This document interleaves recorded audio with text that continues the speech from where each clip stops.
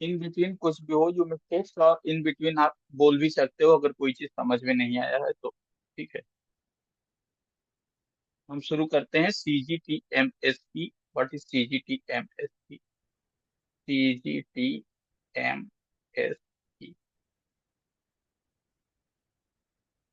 किसी को कोई आइडिया है क्या CGTMSE क्या है? कुछ बता सकते हो? Why is there CGTMSE?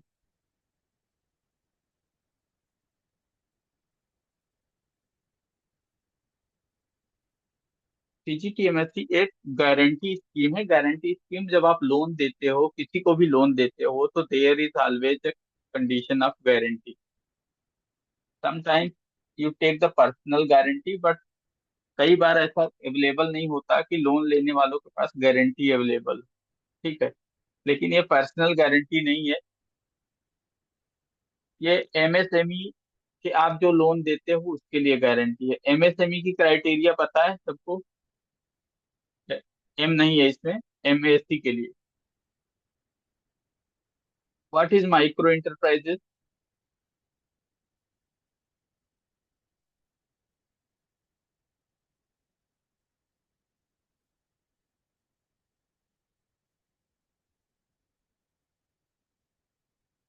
Okay, किसी को माइक्रो इंटरप्राइजेस नहीं पता है क्या? Am I Audible?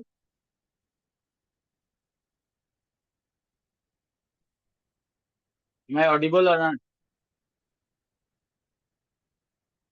तो ऑडिबल हाँ, है सर, ऑडिबल है। ओके ओके, ठीक। चलो, नहीं पता तो इसको बताएंगे तो टाइम लग जाएगा। It is dependent on investment in plant and machinery. You remember 1 crore, 5 crore and 50 crore, along with turnover.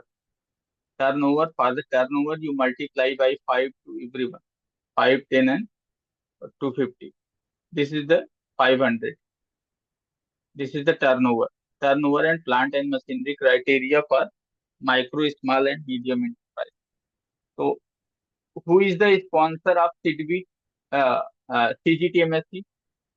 It is the CDB is the running agency. Running agency means everything will be managed by CDB. CDB will decide how it is being managed. What is the CGTMSE?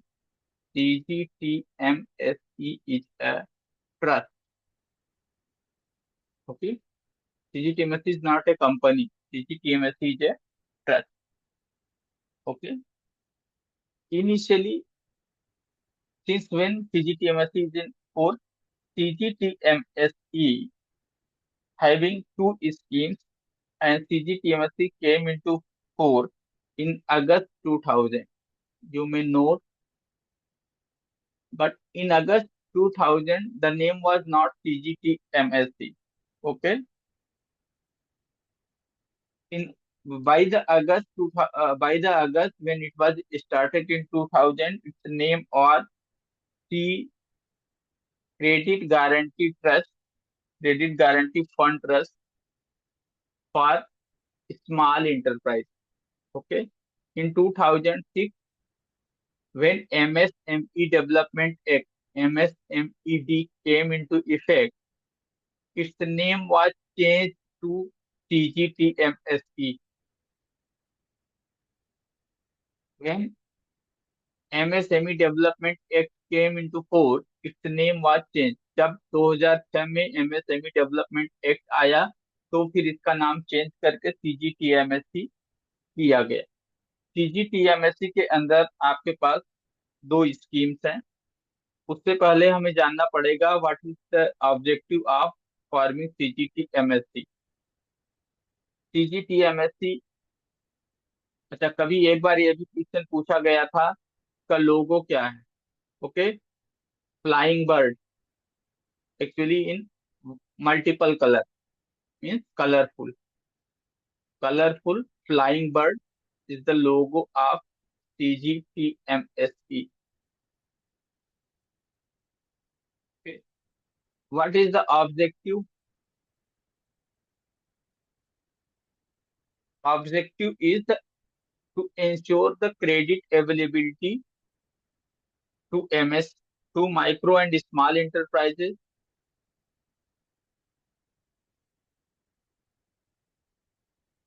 Credit availability to micro and small enterprises, okay, without collateral और third party guarantee.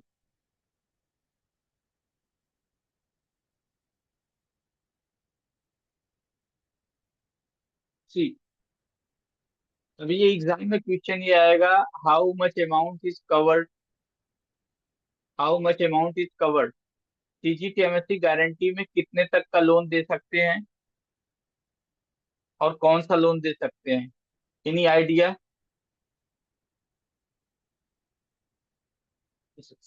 उससे पहले हम ये जान लेते हैं कौन CGTMSC guarantee ले सकता है।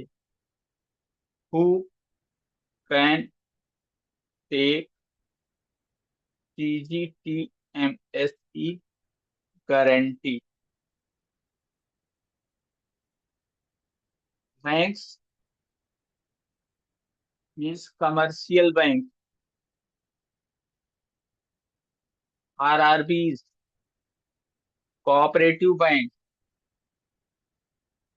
ओके। सी, चल एनबीएफसी गारंटी ले सकते हैं या नहीं?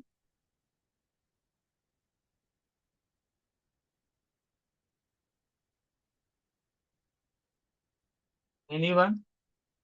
एनबीएफसी सीजीटीएमएससी के थ्रू अपने लोन की गारंटी ले सकते हैं या नहीं? Yes, they can also take the guarantee, okay. Even cooperative bank means scheduled and unscheduled, both, दोनों बैंक सीजीटीएमएससी की गारंटी ले सकते हैं। Now,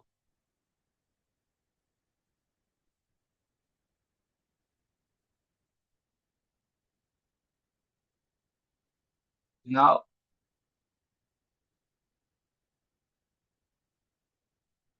type of credit facility means under CGTMSE, CGTMSC में किस तरह की क्रेडिट फैसिलिटी दोगे? Term loan, yes it is covered. CC, yes it is also covered. Letter of credit, it is covered और not? You might have studied a little before attending the class. Yes, it is covered. Means fund based or non fund based, all are covered. Okay, either the fund based or non fund based, both are covered under CGTMSE. All types of, कभी interview में आपसे पूछेगा, a company want 3 crores of letter of credit, means a micro or under it is micro and small. Small, it is the same is micro. A company wants 3 crores of letter of credit, but it is not giving any collateral. How will you process? तो आपको बोलना है sir 3 crore तक हम उसको CGTMSC guarantee में cover कर देते हैं। इंटरव्यू वाला पूछेगा, वो तो कंपनी है, कंपनी को सीजीटीएमएससी में नहीं देते हैं, ऐसे बोलेगा। आपको बोलना है no sir, company is also covered. Company is also covered, company का मतलब ये नहीं है, बस उसकी क्राइटेरिया माइक्रो और स्मॉल में आनी चाहिए। If it is micro or small, then 3 crores of letter of credit can be given with the guarantee of CGTMSE. Okay.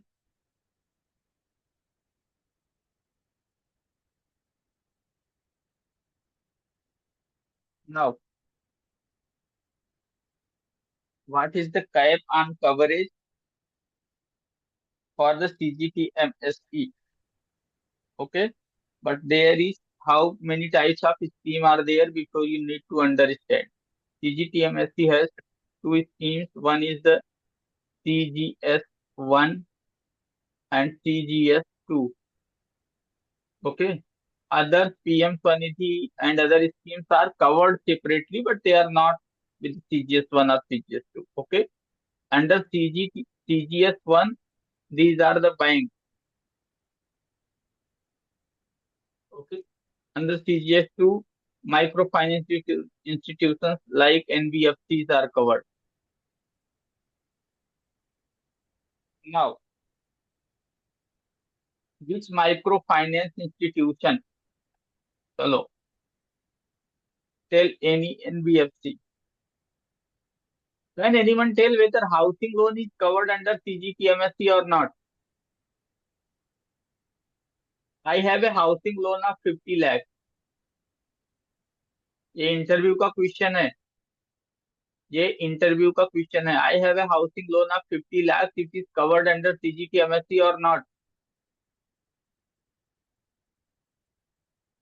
CGTMSE में हाउसिंग लोन से कोई मतलब नहीं है. माइक्रो स्मॉल इंटरप्राइजेस मतलब ऐसी चीजें जो production, manufacturing, trading, income generating activity में लगी हुई हैं. Personal use, personal use, no. Personal use का कुछ भी CGTMSE में कवर्ड नहीं है. Okay. Except it is for training. Mean suppose कोई स्कूल है. If there is a school and want machinery, engineering college है, उसको कोई मशीन लेनी, then you can grant the loans of machine to engineering college, and further this can be covered in CGTMSE. But this is for the training purpose or other etc. Okay. Other institute भी CGTMSE claim ले सकते हैं provided they are entered into agreement with CGTMSE, means CGTMSE trust. Now,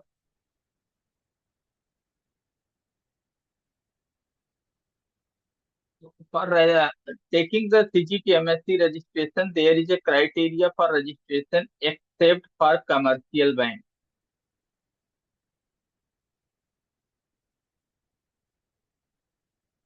Especially public sector, private sector, foreign banks, इनको छोड़ के like RRB, NBFC, micro finance institution, ये भी CGTMSE guarantee ले सकते हैं provided they are under registration criteria. They are under registration criteria. Registration criteria. Registration criteria क्या होगा? चलो हम एक का देखते हैं, बाकी का आप देख लेना.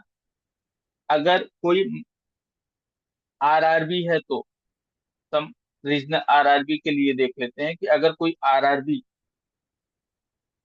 रीजनल रूरल बैंक, अगर CGTMSE क्लेम चाहता है कि उसके जो लोन्स हैं वो CGTMSE के थ्रू गारंटीड रहें, तो उसकी क्रैक क्राइटेरिया, पहली क्राइटेरिया है कि उस RRB का CRAR, capital to risk weighted asset ratio, must be greater than or equal to 9%. अगर उसका CRAR 9% से कम है तो CGTMSE लोन में वो गारंटी नहीं ले सकता है। मतलब CGTMSE उसके लोन को गारंटी ही नहीं करेगा।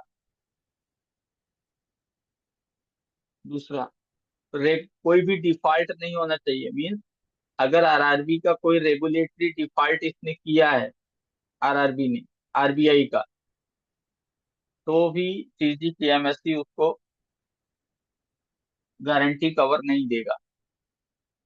थर्ड, नाबार्ड की जो रेटिंग है, नाबार्ड की रेटिंग के हिसाब से वो वायेबल होना चाहिए। मतलब नाबार्ड की रिपोर्ट में ये आना चाहिए कि ये बैंक RRB जो है वो चलता रहेगा, वो बंद नहीं होना चाहिए। और नेटवर्क पॉजिटिव, नेटवर्क पॉजिटिव होनी चाहिए, क्योंकि अगर नेटवर्क पॉजिटिव नहीं रहे तो आपका कैपिटल ही इरोड हो जाएगा, आप यहीं पे ब्रीच कर जाओ। अच्छा, दूसरा,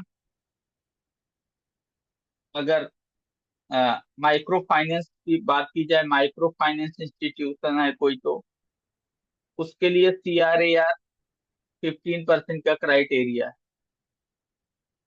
वो तभी CGTMSE की गारंटी ले सकता है जब उसका CRAR 15% से ज्यादा हो, एंड डेट इक्विटी रेशियो 10:1 से ज्यादा नहीं होना चाहिए। मीन्स डेट 10 टाइम्स, मतलब अगर 1 रुपए की से शेयर होल्डर ने मनी लगाया है तो वो 10 रुपीज का डेप्ट के अगेंस्ट ले सकता है। इसी को लेवरेज भी बोलते हैं। स्पेशली लेवरेज क्या है कि आप एक पार्टिकुलर अमाउंट से कितना अमाउंट और मल्टीप्लाई करके बना सकते हो। बना सकते हो मतलब क्रिएट कर सकते हो। और मिनिमम असेट साइज इसका 100 करोड़ एंड एबोव रहना चाहिए। हालांकि RRB के केस में असेट साइज का कोई क्राइटेरिया नहीं है। Now the most important thing of CGTMSE we will be going to discuss what the limits of coverage. Limits of coverage.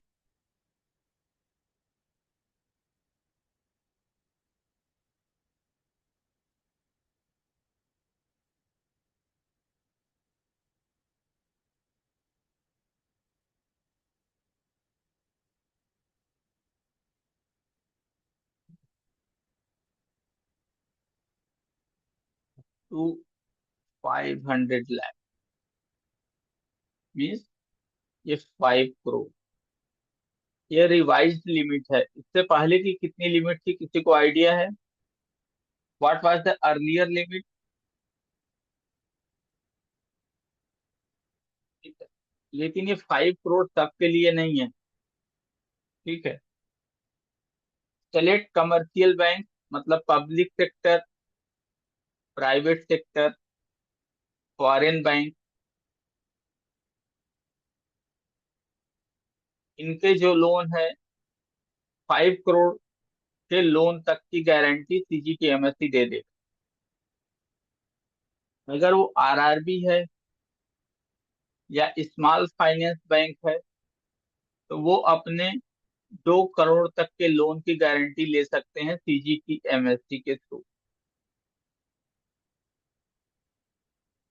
Third, अगर कोई माइक्रो फाइनेंस इंस्टीट्यूशन है, अगर माइक्रो फाइनेंस इंस्टीट्यूशन नहीं समझ में आया तो जो NBFC, जो छोटे छोटे स्मॉल फाइनेंस चल रहे हैं, वो वो केवल 50 लाख तक की गारंटी CGTMSE से क्लेम कर सकते हैं। Only 50 lakhs of the guarantee they can claim from the CGTMSE।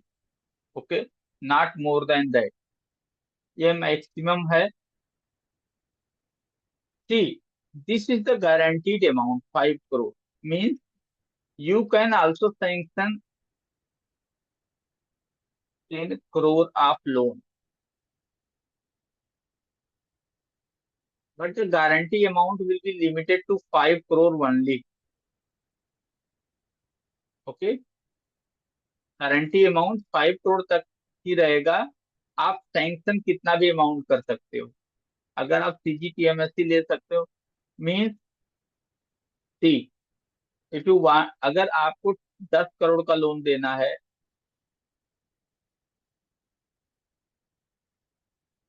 Suppose you need to give 10 crores, 10 crore, then 5 crore will be under CGTMSC and plus 5 crore other collateral। आप उसके land building in सबको किसी 5 करोड़ से cover कर सकते हो। इसको बोलते हैं hybrid security model. Hybrid security model ये सेंट्रल बैंक के इंटरव्यू में पूछा गया था स्केल 3 में।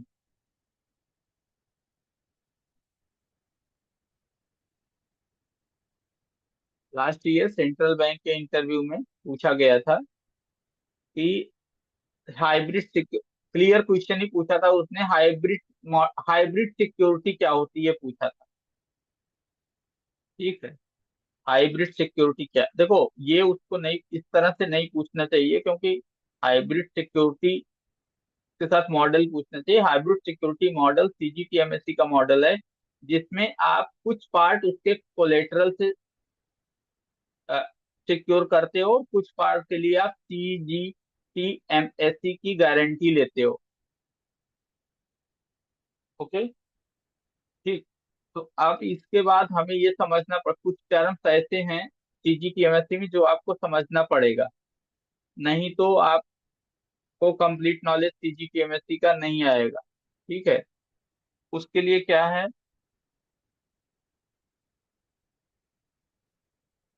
Sanction amount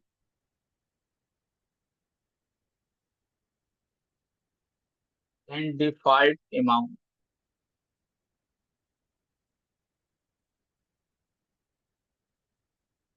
okay. Sanction amount, default amount. कोई ये बता सकता है क्या इन दोनों में डिफरेंस क्या है? आप लोगों में से कोई बता सकता है क्या? डिफॉल्ट अमाउंट को ये भी बोलते हैं अमाउंट इन डिफॉल्ट। ठीक। अगर आपने किसी को 10 लाख का लोन दिया, वो 5 मंथ और 6 मंथ या 1 ईयर चला, उसके बाद वो एनपीए हो गया और उस समय उसका आउटस्टैंडिंग था 9,95,000। ओके। ठीक। This will be the amount in default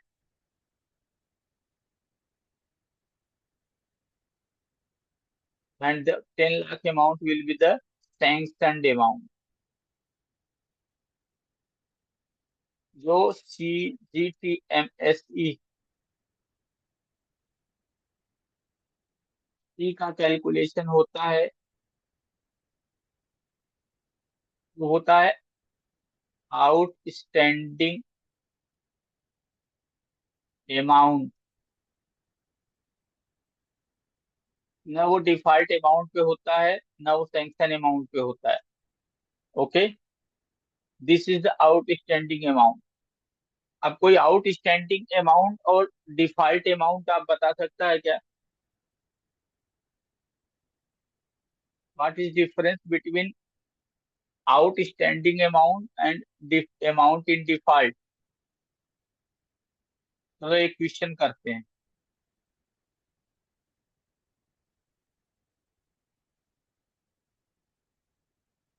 okay. Ji.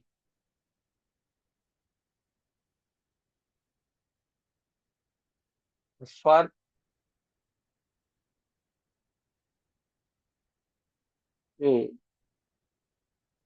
was received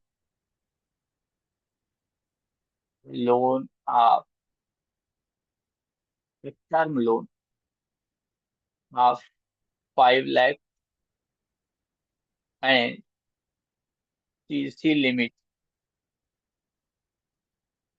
of 5 lakh on 1/1/20, 24 on 1/10/2023, make it 2023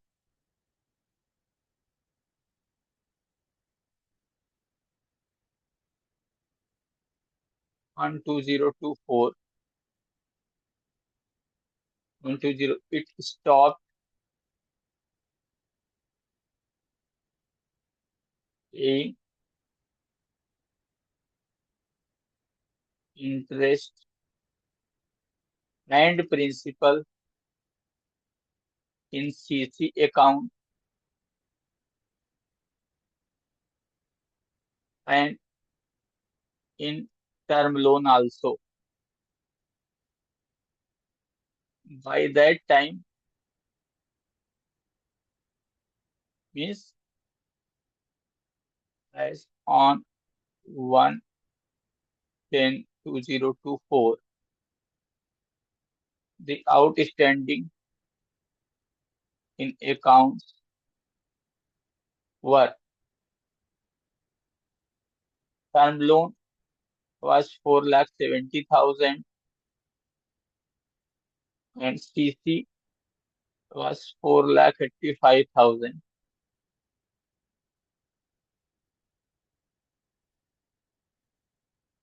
Okay. Now, so what is the amount in default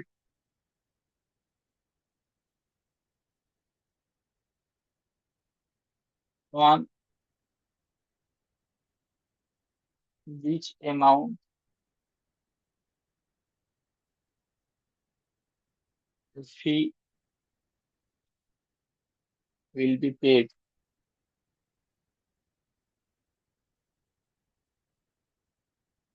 amount in default का मतलब हुआ कि default के time total outstanding interest plus principal account में जितना है। Term loan में जितना आउटस्टैंडिंग दिखा रहा है 4,70,000 एंड दिस इज द 4,85,000। ये इतने पर ये पूरा इसका जो है अमाउंट इन डिफॉल्ट है।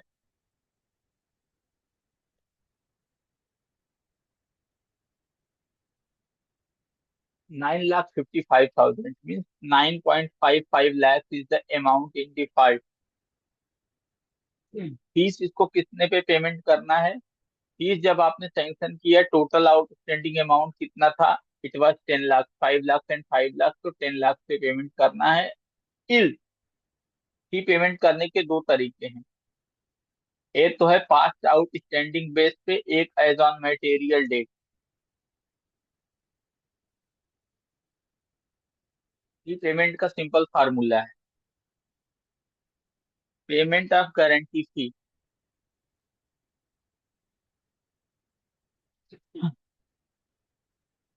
आउटस्टैंडिंग और expected outstanding as on material date. Okay. Means जिस दिन आप फी पेमेंट कर रहे हो उस दिन उसका आउटस्टैंडिंग है। और एक्सपेक्टेड मीन्स अगर ज्यादा आउटस्टैंडिंग रहेगा तो फीस ज्यादा पेमेंट करना है। Means if you believe you are of confidence that the outstanding may touch in year up to 10 lakh, then fee payment will be on 10 lakhs only, not on 9.95 lakh. Okay. See, one more important thing which was asked in the interview against the CGTMSC was this: what is the difference between the primary security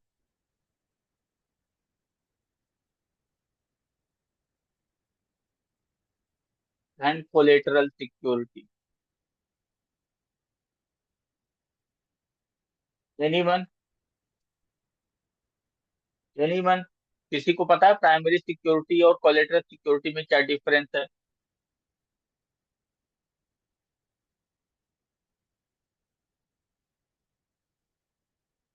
suppose you have extended a loan of 5 lakh to a person mister A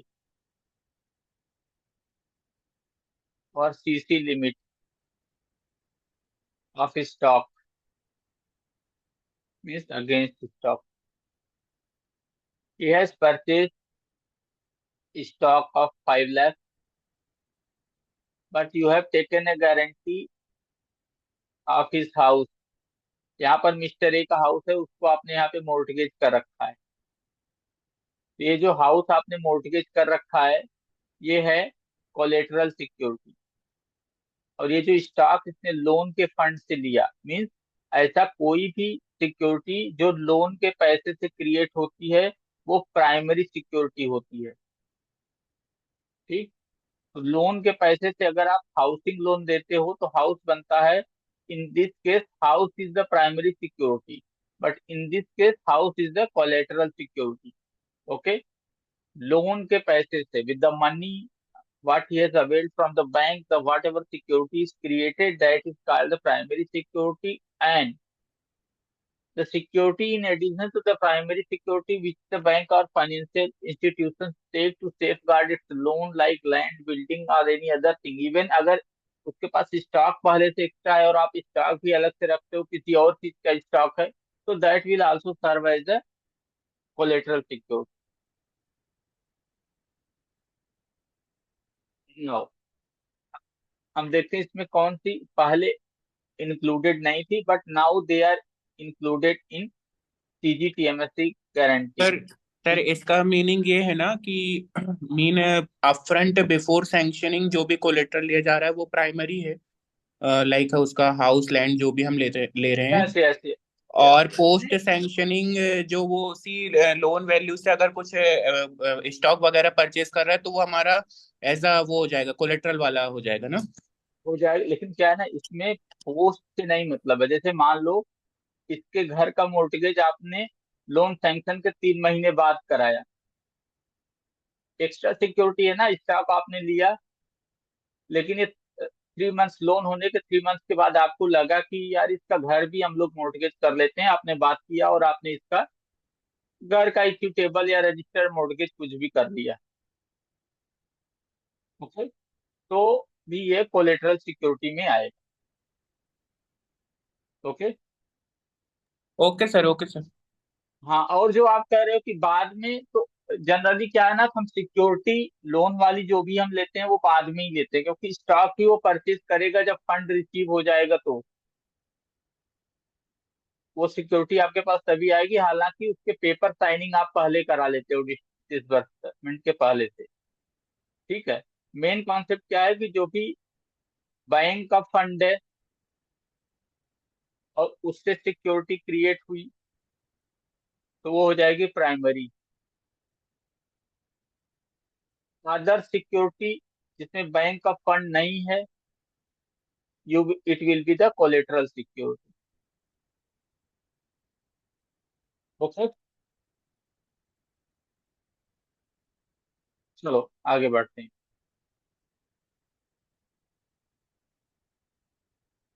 ji.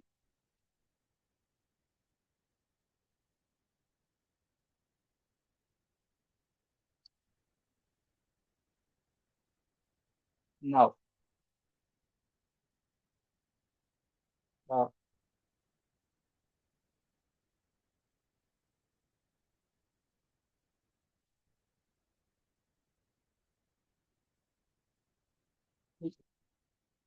Activities, ऐसी activities. अच्छा, HUF को, HUF को कोई loan आपने दिया, उसको सीजीटीएमएस की guarantee ले सकते हो कि नहीं?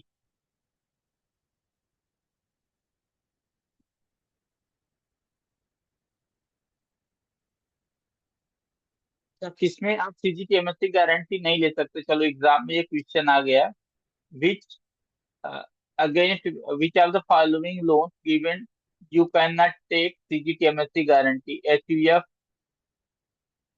Partnership, proprietorship company. Which option is correct? किसको नहीं दे सकते हैं?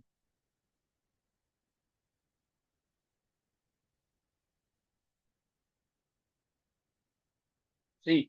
जब भी एग्जाम में ऐसा क्वेश्चन आता है तो आपको ये एचयूएफ के बारे में भी नहीं सोचना है, पार्टनरशिप, आपको सीधे बोलना है सीजीटीएमएससी क्या बोलता है।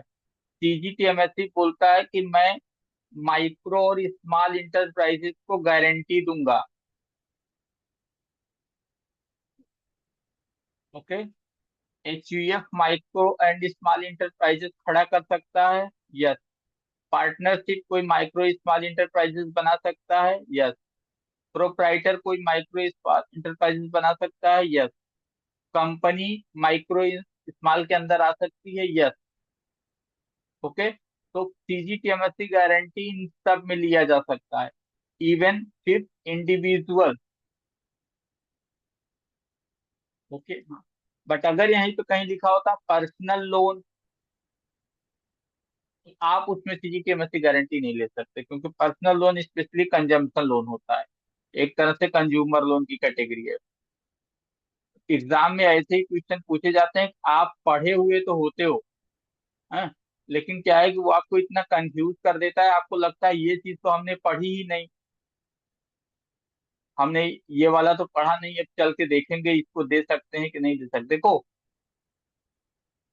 जो चीज अगर आपने उस टॉपिक को पढ़ा और उसमें नहीं आया, इसका मतलब यह है कि उस चीज का उसमें कोई रोल नहीं है। There is no role of partnership proprietorship in this, because it is dependent only on type of enterprise. Micro है या इंटरप्राइज है, उसका मालिक कौन है, प्रोप्राइटर है या इंडिविजुअल है या पार्टनर है, उससे कोई फर्क नहीं पड़ता सीजीटीएमएससी को। ओके। इस तरह के जो क्वेश्चन आएंगे आपको उसको इसी तरह से हैंडल करना है। फर्दर, पहले क्या था, रिटेल इसमें means trading activity, trading activities में नहीं थी, लेकिन अभी ट्रेडिंग एक्टिविटीज में अलाउड है। ठीक है। क्रेडिट फैसिलिटीज, एजुकेशनल इंस्टीट्यूशन मतलब कोई कॉलेज या इंस्टीट्यूट को अगर आप कोई लोन दे रहे हो तो आप उनके लिए भी सीजीटीएमएससी क्लेम कर सकते हो। ठीक। फर्दर,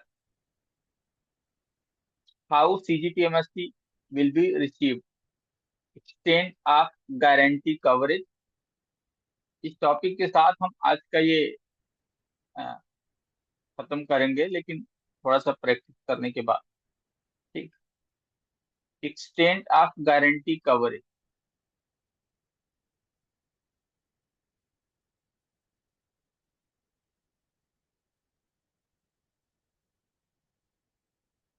इसको इसको याद रखने का सबसे अच्छा तरीका ये है कि पहले चीज तो याद कर लो। देखो, प्रियोरिटी सेक्टर सबने पढ़ा होगा, थोड़ा सा उसका आइडिया इसमें जानना जरूरी है, लेकिन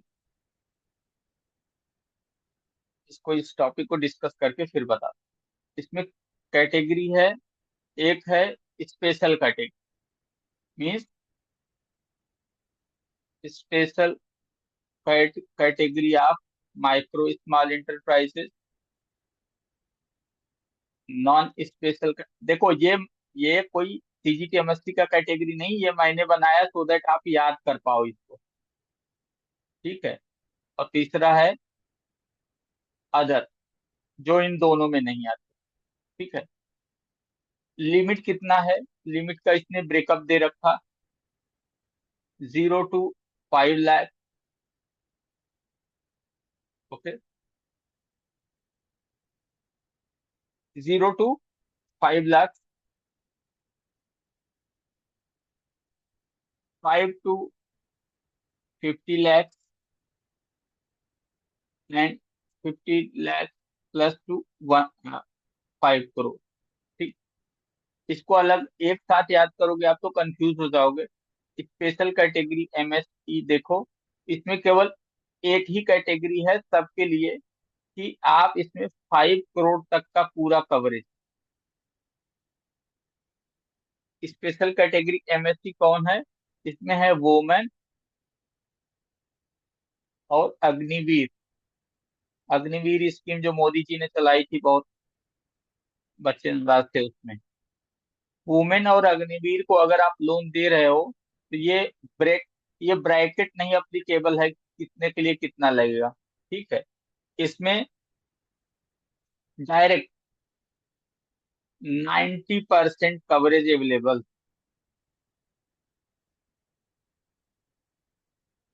अप टू 5 करोड़। अच्छा, ये 90% क्या? Can anyone tell what is the 90% coverage available है? ये आपने याद किया होगा ना, कुछ तो पढ़ा होगा। 90% ऑफ अमाउंट इन डिफॉल्ट। मतलब अगर किसी वुमन या अग्निवीर ने 5 करोड़ का लोन लिया है, ठीक है, इसका 5 का 90%, ठीक है, 4.5, 4.5 करोड़ इसका कवर्ड है। कवर्ड मतलब अगर एनपीए होता है तो 4.5 करोड़ सीजीटीएमएससी से आप क्लेम कर सकते हो। लेकिन अगर उसकी आउटस्टैंडिंग ही 4.2 करोड़ है तो सीजीटीएमएससी 4.5 नहीं देगा, सीजीटीएमएससी आपको 4.2 करोड़ देगा। ओके, इलिजिबिलिटी आउटस्टैंडिंग में से जो भी छोटा हो, ठीक है, कवरेज इतने तक के लिए। तो 90% का मीनिंग क्या हुआ कि 90% of amount in default, 90% of the amount in default. ठीक, उसके बाद स्पेशल कैटेगरी में दूसरा टाइप है कौन? बी। बी में है एससी और एसटी और पीडब्ल्यूबी, या ऐसे माइक्रो स्मॉल इंटरप्राइजेज जो zero effect and zero defect ZED certificate certified है। ठीक है, उनके लिए 85% ऑफ अमाउंट इन डिफॉल्ट। अगर 100 लाख का लोन है, इसका 85 हुआ 85 मीन्स ये 85 lakhs of amount is covered by TGTMSC. TGTMSC उनको ये पैसा दे देगा। बाकी 15 लाख वो बैंक को देखना पड़ेगा कैसे रिकवर करना है। लेकिन जो भी बैंक को रिकवरी होती है वो प्रोरेटा, उस हिसाब से सीजीटीएमएससी मतलब ट्रस्ट और बैंक में डिवाइड की जाती है। जैसे 100 रुपए का रिकवरी हुई और आपने 85 क्लेम कर लिया है, तो 100 का 85 जाएगा, 100 रुपीज का 85 जाएगा सीजीटीएमएससी को, और अपने अकाउंट में आप 15 रुपए ही डाल सकते हो एनपीए अकाउंट। ठीक है, नेक्स्ट स्पेशल कैटेगरी है सी। नेक्स्ट स्पेशल कैटेगरी है सी। सी में क्या है? North east. North east, north east या जम्मू कश्मीर या लद्दाख, इस एरिया में अगर कोई माइक्रो स्मॉल इंटरप्राइजेस है तो उसको 80%, मतलब आप देखो 90%, 80 याद करने का तरीका देखो, और 80%। 90% है वुमेन या अग्निवीर को, 85% किसको है? एससी एसटी, पीडब्ल्यूडी और जेडईडी सर्टिफाइड। 80% किसको है? 80% है ऐसे माइक्रो स्मॉल इंटरप्राइजेज जो नॉर्थ ईस्ट या लद्दाख या जम्मू कश्मीर में है। ठीक है, ये आपका स्पेशल कैटेगरी का एमएसएमई। नॉन स्पेशल कैटेगरी में माइक्रो इंटरप्राइजेज आते हैं, उसमें दो डिवीजन, मतलब जिसका कोई, जो इन तीनों कैटेगरी में नहीं है। इसमें थ्री कैटेगरीज में जो नहीं आते हैं उनको नॉन स्पेशल करते हैं। मीन्स वुमेन या अग्निवीर, ये आपकी स्पेशल कैटेगरी में है। ठीक है, दूसरा SC ST, PWD and SC ST, PWD और एक और है ZED certified, Z certified MSME, ये दूसरी कैटेगरी है। तीसरी कैटेगरी है आपकी नॉर्थ ईस्ट लोकेशन वाली hilly areas and Jammu Kashmir, ये स्पेशल कैटेगरी है। जी, पहले अभी बता रहा हूँ ये स्पेशल नॉन स्पेशल अदर्स मैंने बनाया सो दैट आपको इजीली याद हो जाए। दूसरा नॉन स्पेशल मतलब ये जो इन तीनों में नहीं आते उनके लिए कैटेगरी है। एक है 0 से 5 लाख, मीन्स माइक्रो इंटरप्राइजेस है अगर। ठीक है, अप टू 5 लाख जो है वो 85% ऑफ अमाउंट इन डिफॉल्ट है। मतलब अगर 1 लाख का लोन है, 85,000 आपको CGTMSE दे देगी, 15,000 आपको रिकवरी के थ्रू करना है, या आप उसको राइट ऑफ भी कर सकते हो बाद में। ठीक है जी। और उसके बाद है more than 5 lakh up to 5 crore, ये है 75% अमाउंट इन डिफॉल्ट। सर ये 0 to 5 में 85 है ना? हाँ, 85। Okay sir. और बाकी सब कैटेगरी जो भी जितनी भी कैटेगरी है उसके लिए आपको 75% अमाउंट इन डिफॉल्ट मिलेगा सर। मतलब अगर 100 रुपीज का आपने लोन दिया है तो 75 मिलेगा। ठीक है। अब एक क्वेश्चन मैं आप लोग से पूछना चाहता हूँ, अगर समझ में आए तो बताना, नहीं तो मैं तो बताऊंगा ही। वो क्वेश्चन ये है कि एक मिस्टर ए है,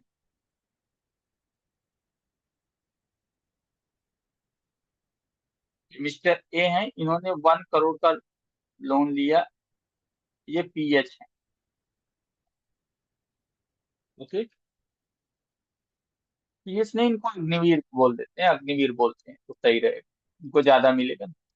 1 करोड़ का लोन दिया इनको और ये अग्निवीर है। इन्होंने एक मशीनरी ले आई, कुछ अपना भी पैसा लगाया, 1 करोड़ ये भी लगाया। ठीक है, ये पूरा पैसा यूटिलाइज हो गया, 1 करोड़ रुपया। और 1 ईयर के बाद ये अकाउंट एनपीए हो गया, और अभी भी उसमें आउट स्टैंडिंग क्या है ना, 100 लाख थी। मतलब जब वो अकाउंट एनपीए हुआ तब उसका आउट स्टैंडिंग 100 लाख थी। ओके,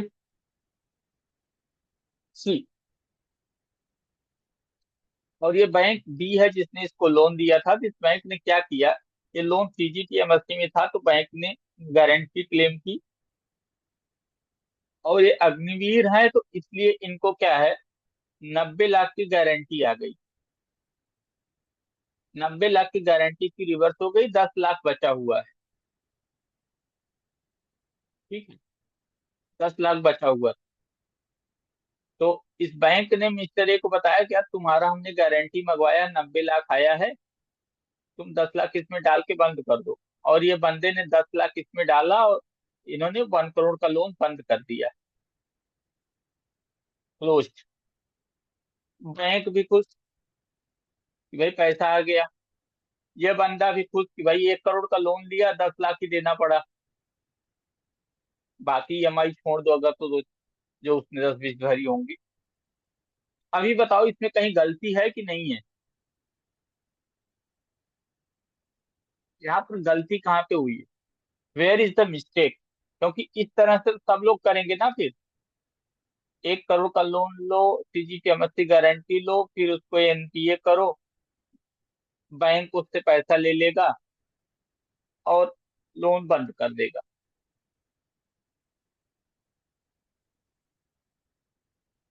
देखो, अब बताता हूँ, अगर नहीं समझ में आया तो बैंक को ये काम नहीं करना चाहिए ये।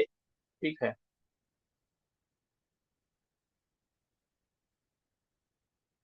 महाराष्ट्र में इनको पूछा गया था।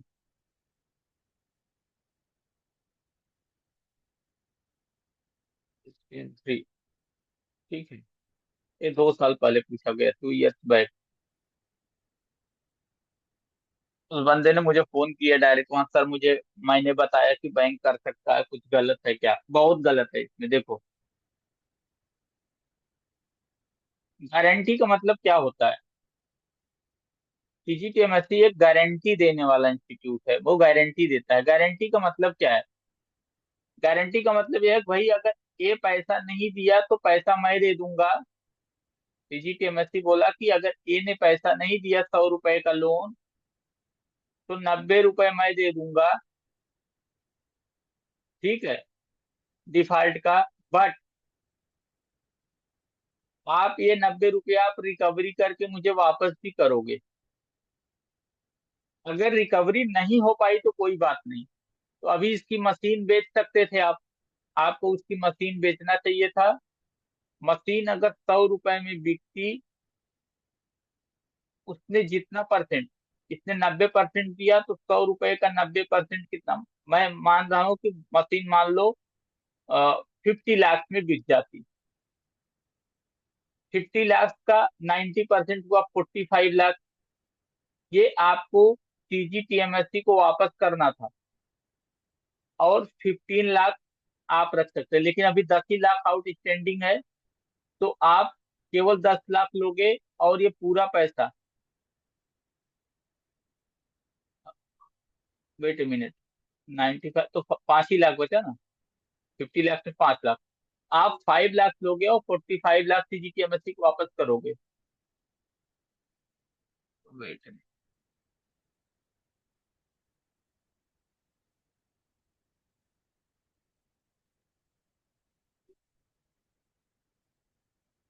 ठीक है।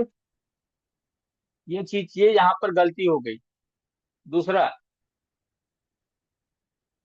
दूसरी गलती क्या हुई कि जब भी आपका, आप सीजीटीएमएससी से क्लेम मांगते हैं, तो आपका क्लेम डिपेंडेंट है कितना प्रीमियम पे करते हैं।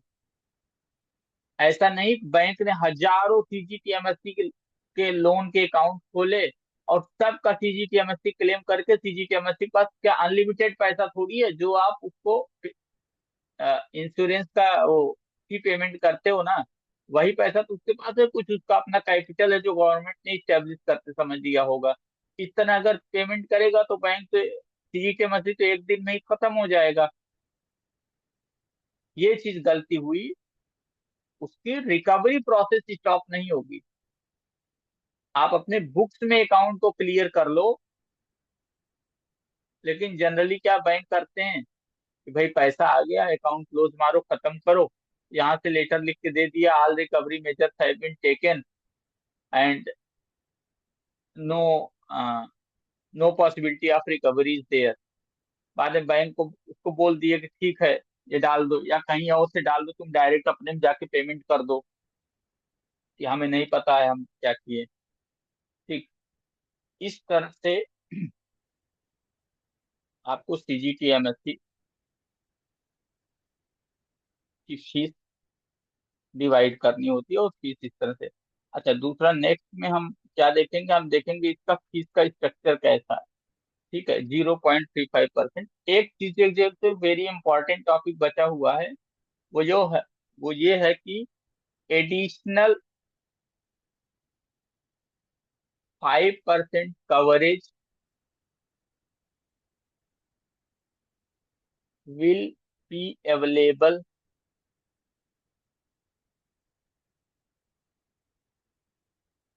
If micro small enterprises situated in ICDDs. ICDDs means identified credit deficient district. ये प्रियोरिटी सेक्टर लेंडिंग में जब पढ़ाएंगे तो पढ़ाएंगे। ये कॉन्सेप्ट क्या है बताते हैं, किसी को पता है? आइडेंटिफाइड क्रेडिट डिफिशिएंट डिस्ट्रिक्ट, ये ऐसे नो डिस्ट्रिक्ट सर। हैं। हाँ, बताओ। No sir, no sir. हाँ ठीक है। ये ऐसे ये ऐसे डिस्ट्रिक्ट हैं जहां पर प्रियोरिटी सेक्टर लेंडिंग जो की जाती है वो पर कैपिटा ₹9,000 से कम है, लेस देन 9,000। मतलब ऐसे डिस्ट्रिक्ट जहां पर प्रियोरिटी सेक्टर लेंडिंग बहुत कम है, ठीक है। जैसे मान लो किसी एक डिस्ट्रिक्ट में 1,000 की पॉपुलेशन है, और वहां पर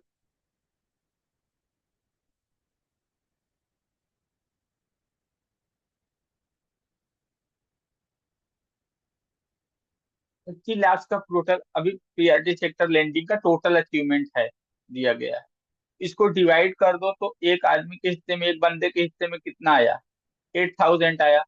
मतलब अगर देखा जाए तो एक बंदे ने ₹8,000 की प्रियोरिटी सेक्टर लेंडिंग, चाहे वो हाउसिंग में हो, एजुकेशन में हो, अदर्स में हो, ठीक है, प्राप्त किया है। ठीक है, हैज अचीव्ड ओनली 8,000। अगर ये 9,000 से कम है तो ये माना जाएगा कि ये डिस्ट्रिक्ट क्रेडिट डिफिशियंट है। ऐसे कितने डिस्ट्रिक्ट हैं?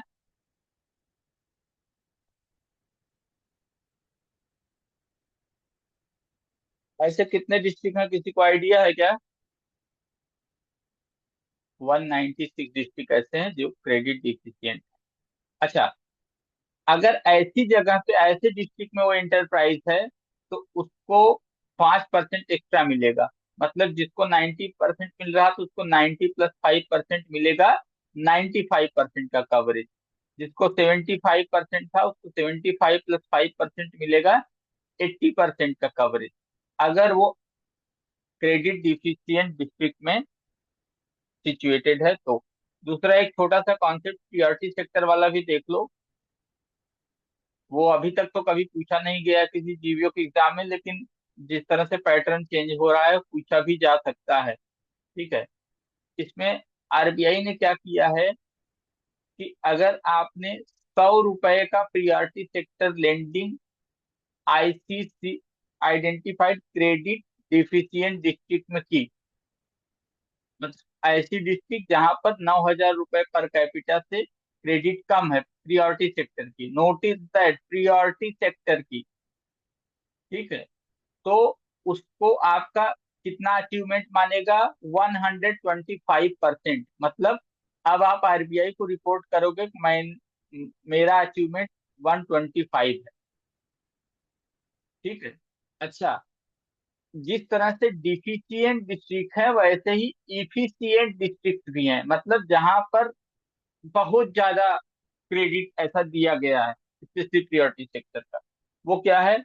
अगर वो 42,000 से ज्यादा आ रहा है पर कैपिटा तो उसको बोलेंगे वहां पर क्रेडिट फ्लो ज्यादा है, तो वहां के लिए आरबीआई का वेटेज है 90%। मतलब अगर आपने ऐसी डिस्ट्रिक्ट में ₹100 का लोन दिया पीआरटी सेक्टर में तो आरबीआई बोलेगा आप इसका 90%, मतलब आपने केवल 90 ही अचीव किया। लेकिन अगर आपने डिफिशियंट डिस्ट्रिक्ट में दिया, 100 दिया, तो आरबीआई बोलेगा आपने 125 अचीव किया। ओके। अब इसके उसमें स्क्रीन शेयर स्टॉप करता हूँ।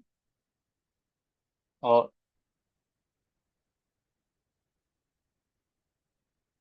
अभी इंडिया का मैच भी है तो एक बंदे ने मुझे मैसेज किया, सर अपना क्लास थोड़ा लेट या पहले कर सकते हैं क्या, आज इंडिया का मैच है। देखो, जब तक आप लोग का सिलेक्शन नहीं होता ना, ये मैच आपको खाना पानी नहीं देने वाला, ठीक है। और ये सब जो वैकेंसी आ रही हैं जो भी, चाहे स्पेशलिस्ट की आ रही हैं, चाहे किसी भी चीज की आ रही है, स्पेशलिस्ट या जीपीओ की आ रही है, ठीक है, वो रेगुलर वैकेंसीज नहीं है, ठीक। और रेगुलर वैकेंसीज नहीं है, तो जितनी जल्दी सिलेक्शन ले लोगे उतना अच्छा रहेगा। ठीक है। और अगर वेट करोगे, मैच देखोगे या, देखो अभी इस बार सीबीओ की वैकेंसी नहीं है, अभी नेक्स्ट टाइम आएगा नहीं आएगा हमें कुछ नहीं पता। ठीक है, जब भी आएगा। बट कुछ न कुछ स्पेशलिस्ट की तो आ ही रही है, अभी पीएनबी में आई है, बैंक ऑफ बड़ौदा में आई हुई थी और आने भी वाली है। यूनियन बैंक अपना जीबी सेंट्रल बैंक भी निकाल रहा है, महाराष्ट्र बैंक निकालता ही है। ठीक। तो अभी इससे ज्यादा वैकेंसी तो, कितना वैकेंसी चाहिए? एक बार मन से पढ़ाई करोगे तो आप निकल जाओगे, थोड़ा सा सुकून मिलेगा। नहीं तो फिर अपने मालिक आपको क्या किया जाए। ना हम कुछ कर सकते हो उसमें, ना आप कुछ कर सकते हैं। ठीक है।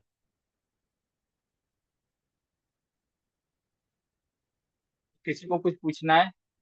अच्छा, एक स्टडी मटेरियल का वो मैं बताता हूँ। Wait a minute.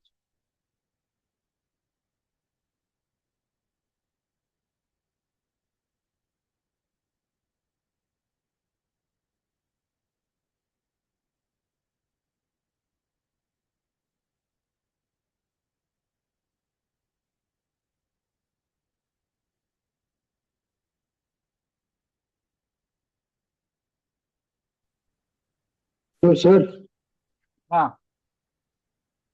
सर वो ट्रेड फाइनेंस वाला कब कराएंगे सर? आज शाम को देखो, 6 बजे चालू करने वाला हूँ, पहले तुम्हारा ही ले लेता हूँ। ओके खाली सर। रहोगे 6 बजे? हाँ हाँ सर, मैं फ्री हूँ आज। हम्म? हाँ सर, फ्री हूँ, आज फ्री हूँ मैं। पहला क्वेश्चन तो यही पूछेगा, तैयार कर लेना कि तुम अभी एसबीआई में हो, फिर से एसबीआई में क्यों आ रहे हो। ठीक तैयार कर लेना। है सर। हाँ, ओके। वैसे मैं तो बताऊंगा ही कैसे आंसर करना है, बट उसको आप तैयार कर लेना। देखो ये मटेरियल में, ये पासवर्ड लॉक है, ये दे दूंगा। अच्छा, दूसरी बात, ऐसी वैकेंसी आती रहेंगी, आप तैयारी करते रहो। और इधर मैं, आदिल जानते हो, मैं इधर रेगुलर बिल्कुल क्लास नहीं ले पाया क्योंकि इतनी मेरी तबीयत अभी भी पूरी तरह से ठीक नहीं हो पाई। ठीक है। तो अभी तो लगभग रिकवरी मोड में हूँ, तो रेगुलर क्लासेस चालू हो जाएंगी। बट क्या है कि जो भी है ना मटेरियल, उसको कई बार पढ़ते रहोगे तो चीजें, एग्जाम में कंफ्यूजन ना हो, तो आप 10 क्वेश्चन भी सही करके आओगे, तो कॉन्फिडेंस रहेगा कि हाँ ये क्वेश्चन तो सही है। और अगर सब कुछ पढ़ा और बहुत थोड़ा सा बस देख लिया, हाँ ये ऐसे होता है ऐसे होता है, नहीं पता चलेगा। अभी सीजीटीएमएससी में इतना पढ़ लिया है। ठीक है। बाकी ये मटेरियल मैं शेयर कर दूंगा, अगले क्लास से पहले आप ये मटेरियल पूरा पढ़ लो। ठीक है। इसमें क्वेश्चन भी है। ठीक है। What is the sure sir, purpose sure. And, हाँ, तो ये पढ़ के आप थोड़ा सा क्लास अटेंड करोगे तो नेक्स्ट क्लास में हम ये भी देखेंगे कि फीस कैसे कैलकुलेट करते हैं, अमाउंट इन डिफॉल्ट कैसे कैलकुलेट करेंगे। उसके बाद हम चलेंगे, ये अगला लेक्चर लेंगे एमएसएमई का लिमिट, नायक टंडन। ठीक है। ये जो कमेटीज हैं इनसे लिमिट कैसे कैलकुलेट करते हैं एमएसएमई, अभी पूरा एमएसएमई से जो रिलेटेड स्कीम्स हैं और उसके कॉन्सेप्ट हैं वो हम कवर कर लेंगे। ठीक है। ग्रुप में ये शेयर कर देंगे, इसके लिए आपको कुछ फीस पेमेंट करने की जरूरत नहीं है। ये वैसे, बट ये पासवर्ड लॉक्ड है, जिन्होंने क्लास अटेंड किया है उनको ही मिलेगा। तो आप इस नंबर पे मुझे एक टेक्स्ट कर देना, ये नंबर। अच्छा, दूसरी चीज सुनो, ये नंबर क्या है ना, ये नंबर मेरे पास रहता नहीं है मोबाइल, इसका व्हाट्सएप मेरे पास रहता है। अगर आप व्हाट्सएप पे टेक्स्ट या कॉल करोगे तो आई विल बी रिस्पॉन्डिंग। अगर फोन पे कॉल करोगे या फोन पे बात करनी है तो आप व्हाट्सएप पे कॉल टेक्स्ट डाल दो कि सर मुझे थोड़ा बात करनी है, तो फिर मैं टाइम निकाल के आपको कॉल बैक कर लूंगा। ठीक है। ये मेरे पास नहीं रहता, ऑफिस पे ही रहता है। ठीक है। तो उस ओके पे सर, मैं ओके। तुरंत, व्हाट्सएप पे कॉल करोगे तो मैं रिस्पॉन्ड कर लूंगा। दूसरा, ये क्वेश्चन आप तैयार कर लो, कुछ क्वेश्चंस और हैं जो हम आपको इसके साथ ही बताएं। देखो, अमाउंट इन डिफॉल्ट क्या होता है, सीजीटीएमएससी इलिजिबल बारोवर कौन कौन है। ठीक है। गारंटी क्या है इसकी, तो ये क्वेश्चन भी हम अगले लेक्चर में सीजीटीएमएससी खत्म करके हम अगला वाला भी टॉपिक डिस्कस करेंगे। फर्दर आज 6 बजे से मॉक इंटरव्यू है फॉरेक्स वालों का, तो मुझे भी थोड़ा सा क्वेश्चन प्रिपेयर करना पड़ेगा ना, उनसे क्या पूछें, क्या क्या उनसे पूछा जा सकता है। क्योंकि आदिल, आदिल तुम तो जानते हो क्यों, क्योंकि ऐसे कई बार हुआ है कि मैं जो क्वेश्चन आपको बताता हूँ वो क्वेश्चन पूछा ही जाता है। बिल्कुल बिल्कुल सर, बिल्कुल। हाँ, तो वो क्वेश्चन आपसे पूछा ही जाएगा, तो उस हिसाब से फर्दर जैसा बताना बताएंगे आपको वैसा ही आंसर करना है। उससे इधर से उधर नहीं होना है, नहीं तो वो फिर इंटरव्यू वाले आपको कैच कर लेंगे, फिर यस सर, यस बहुत सर। मुश्किल हो जाता है। ठीक है, तो अभी यस आपको सर। मैच एंजॉय करना है तो मैच एंजॉय करो, और आदिल 6 बजे के अराउंड आई विल बी, मैं कॉल करूंगा। एक ऑडियो पे ले लूंगा, एक फिर वीडियो पे पॉसिबल हो तो ले लूंगा। ठीक है, और जो भी okay mention sir. Question answer कैसे करना है वो मैं बता दूंगा। ठीक है, कुछ ठीक सर, भी ठीक आपको कुछ ठीक। दिक्कत हो तो आप वो करो, और जो भी नेक्स्ट क्लास होती है उससे टाइम मिले तो अटेंड करते रहो। फर्दर आदिल, आपको वहां पे नहीं रुकना है। देखो अभी हर बैंक का स्केल 2 आएगा, तो स्केल 3 यस आएगा, सर। ठीक, स्केल 4 आएगा। तो जब भी बैंक में गए हो एक चीज अपने दिमाग में डाल लो कि रुकना नहीं है। Do not stay at scale 1 और 2। ट्राई करो यस सर, जल्दी यस से सर। जल्दी टॉप लेवल पे जाओ। अच्छा, टॉप लेवल पे जाना इसलिए जरूरी है क्योंकि अभी जितना दूसरे लोग खून पी रहे हैं ये चीज आप लोग समझते हो, आप आओगे तो जो नीचे वाली आपके टीम आ रही है ना उसको थोड़ा सा स्पेस प्रोवाइड करोगे कि सुकून से रह के भी काम किया जा सकता है। ठीक है, तो यस सर। ऊपर जाना जरूरी है इस तरह।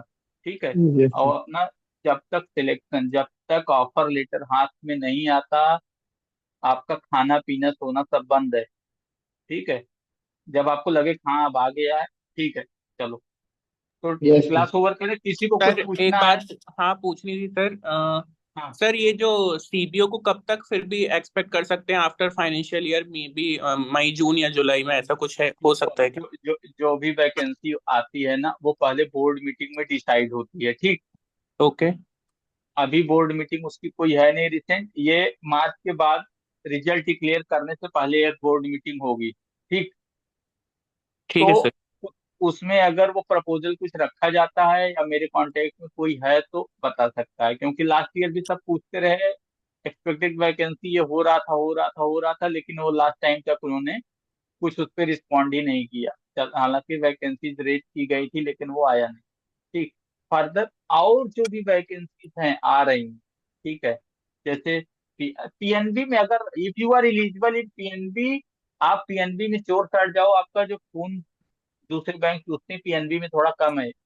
सर पीएनबी में बहुत।